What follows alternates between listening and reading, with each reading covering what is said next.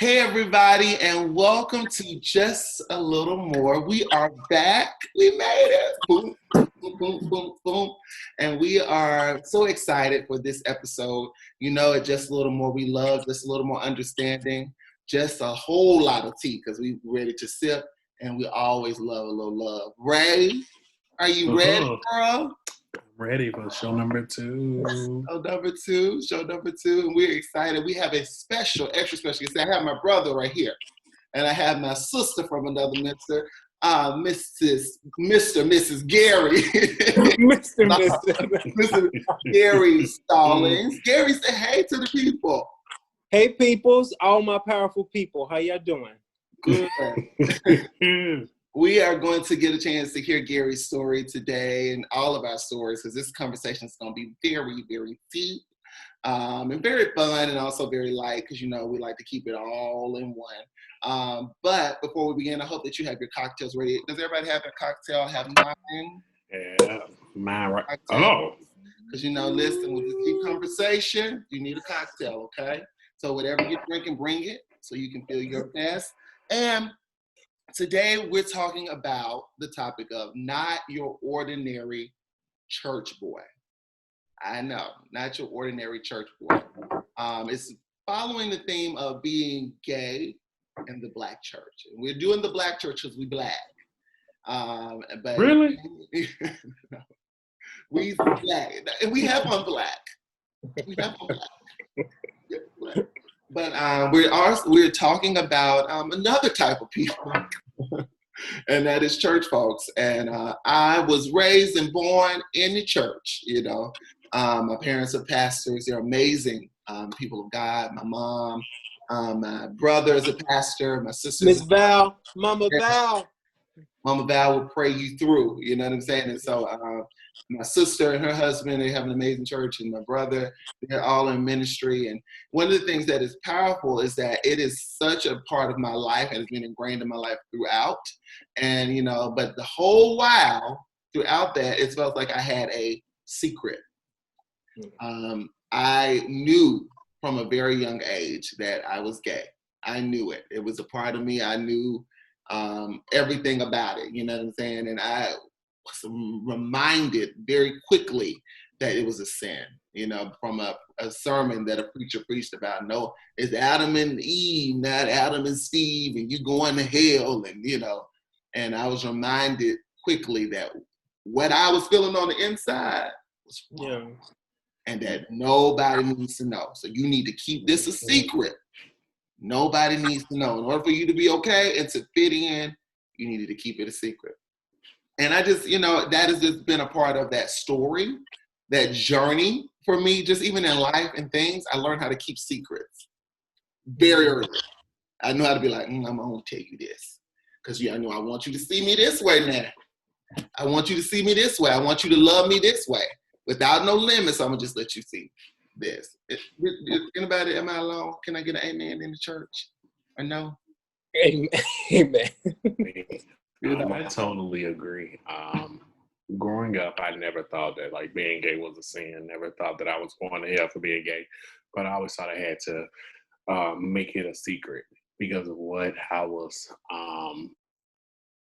told at the church.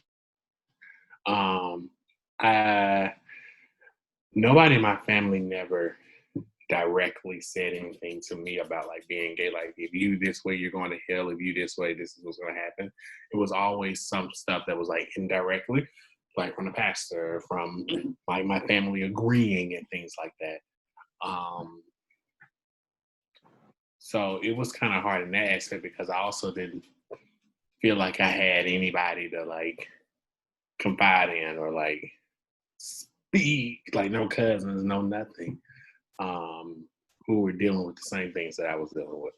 Yeah, it's very isolating. It's very one of the things where, you know, people be like, oh yeah, I know how that is, girl. But you don't. Like, you really don't know what it's like to really sit in isolation with a secret that you know the pastor just preached on last week.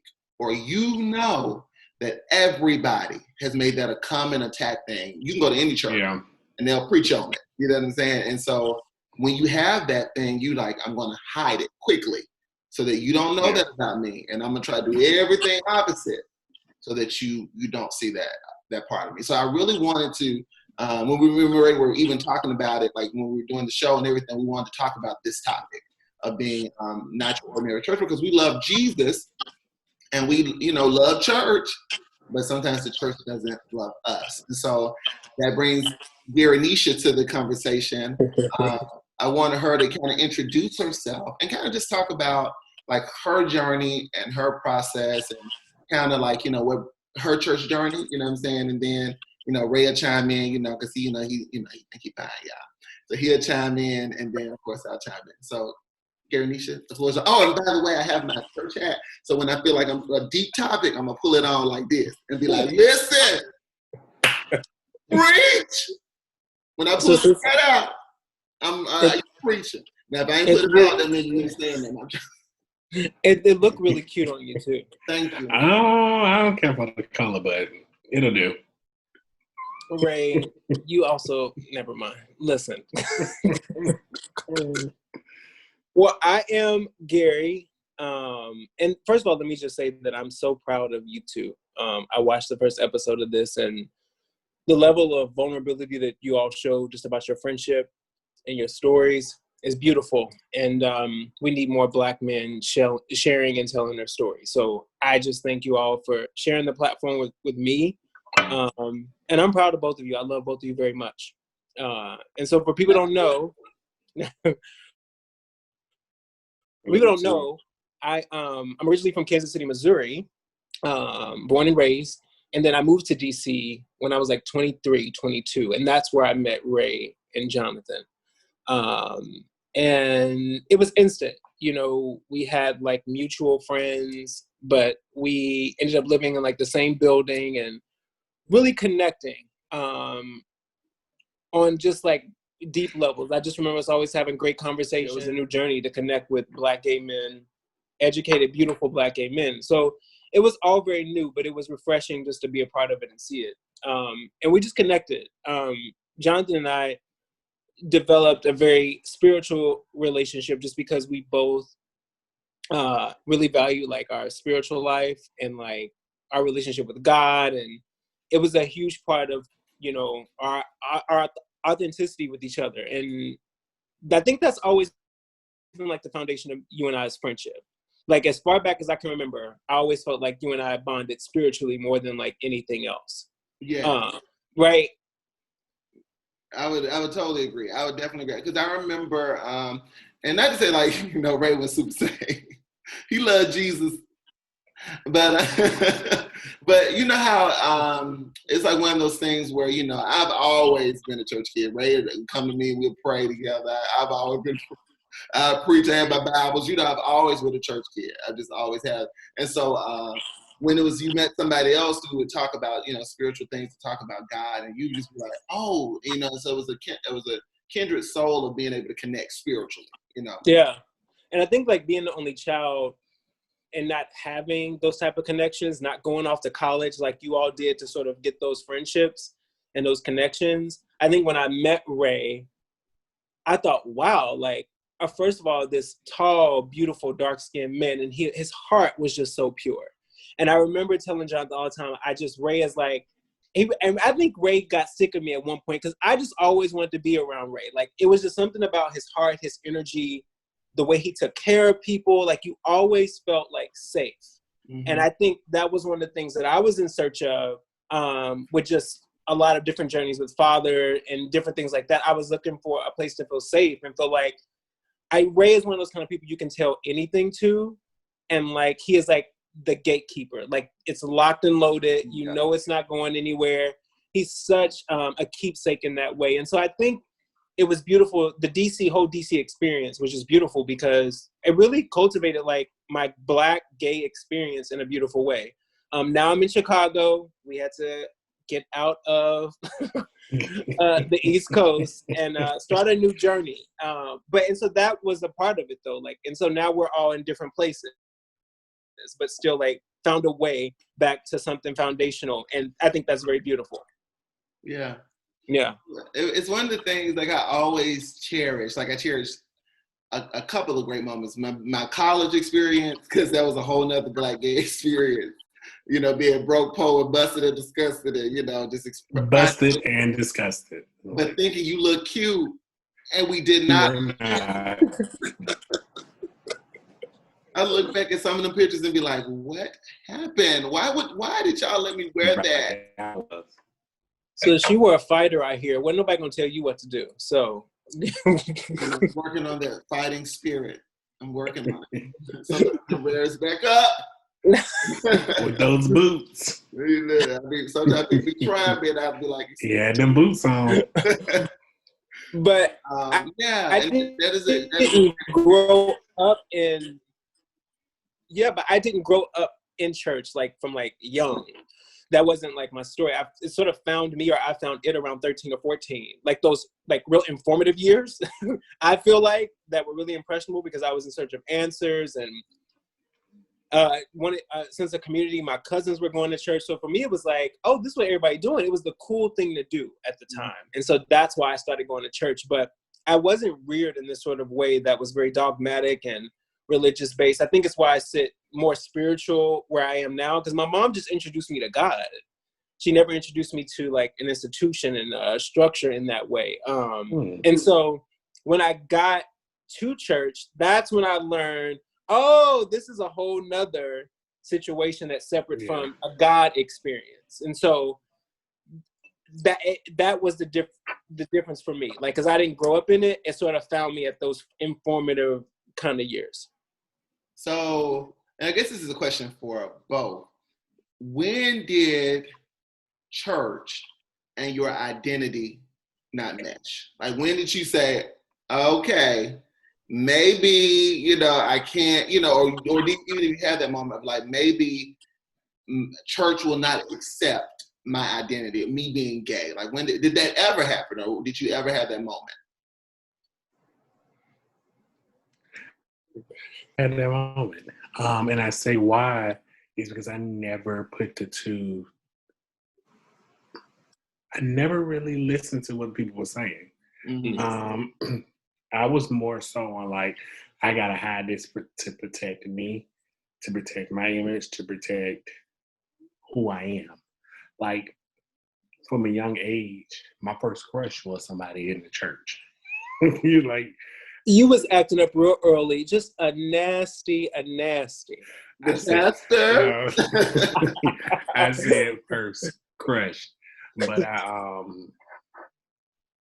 never put the two together. I've struggled with understanding, exploring my like Christianity and things like that, and where do I fit in the structure of like my understanding with Jesus and like our relationship. But when it came to the church, growing up, I never felt like that. Now, in the older years where I got more clarity and stuff, it kind of hit a little differently. But being exposed to different churches and friends and things like that, kind of like my journey was more accepting me. And honestly, I don't know why I never put the two together, but that's just not my experience. Mine has been more of trying to really understand and Christianity and like and continue to build my relationship with God. But as far as me, the church didn't make me feel bad. The church made me hide my feelings, made me like be or act a certain way. What about you, sis? I think, so what's interesting is I feel like the church sort of cultivated just my gifts. I always knew I was gay. I always knew there was affinity or attraction to men. I didn't go to church necessarily to get confirmation or affirmation about that necessarily. Yeah. I went to church to just find community and find friends. Being the only child, I was a heavier child. That's the issue that I battled with a lot as in my earlier years. The gay thing was just more it was an afterthought until I started getting older and the people around me were having sex and the people around me were starting to date and do things. And I was like, I'm never going to be that. I'm never going to date a girl or have sex with a girl. I just knew this stuff. And so to be in that position, I just jumped headfirst into my gifts. So I got really involved in ministry. I got really involved in things to sort of validate me beyond anything gay, fat, whatever. I was like, I need to be validated in some kind of way. And so I just did my gifts. And so that was a large part of my journeying, was like my gifts. I wanted those to be great. I wanted those to shine. I always knew I was gay, and it was never an issue of, I didn't need the church to, what's interesting is looking back on it, I wasn't looking for confirmation of it or them to approve. I just wanted a place to use my gifts. I wanted a place to be able to express myself. I've always been quirky and creative in that way. But there was a moment when I had to confront, because people started noticing, well, Gary doesn't date.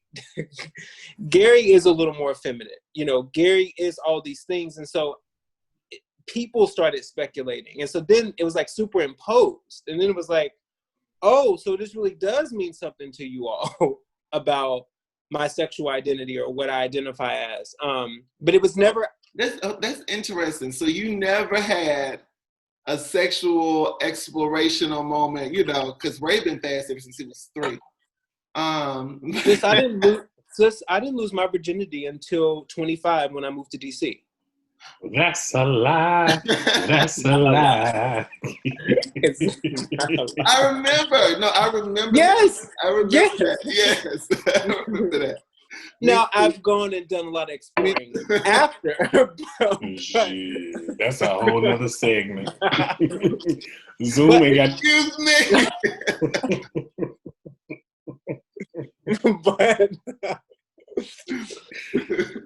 But I didn't. It wasn't about sex for me. It wasn't about anything sexual. I just knew I knew it.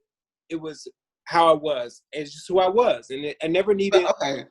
So you never thought about it? Like you never thought? Yes. Okay. Yes, I did. When I got to college, it became more real. Remember, I went to a small high school. So it was like 12 or 13 of us in my graduating class, and then I went to this huge commuter school with, fraternities, and everything was so sexualized. And I was like, oh, damn, like these people are attractive. I don't feel attractive.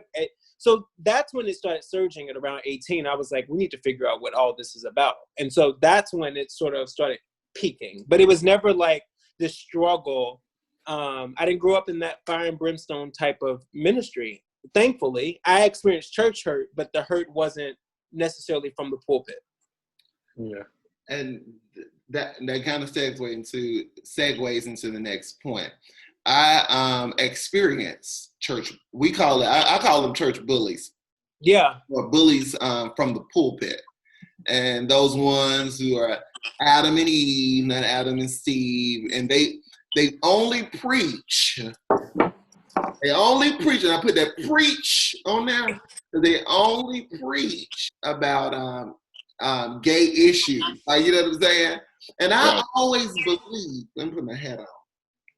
Listen, I always believe that preacher that preach on it real hard. Who preach on it real hard. Got a little sugar in their tank. They always preaching on it. They always got something to say. Listen. I ain't even think about it like that, but that is true. It's just like the preacher was talking about, women need to stop having sex with all these men. You always preaching about the women and they need to do better. Come on now. Let's stop it. Like, don't you listen. When you preaching about it a lot, there's something in your soul that you ain't dealt with. I really believe that.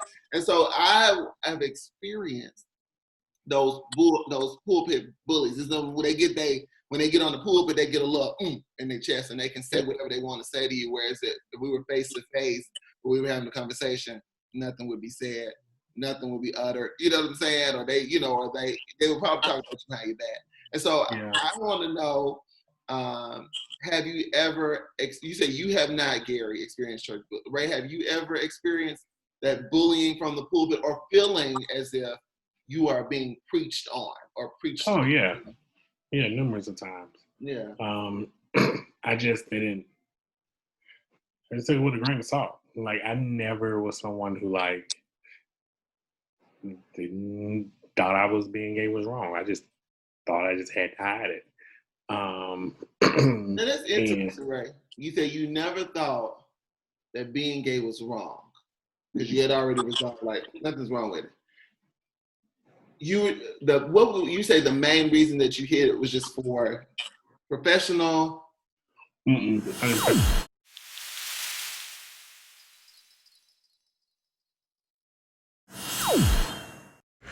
Thank you so much for tuning in to Just a Little More. Please share, like, and subscribe. And tune in again next Monday for some more conversation. Love you. Bye.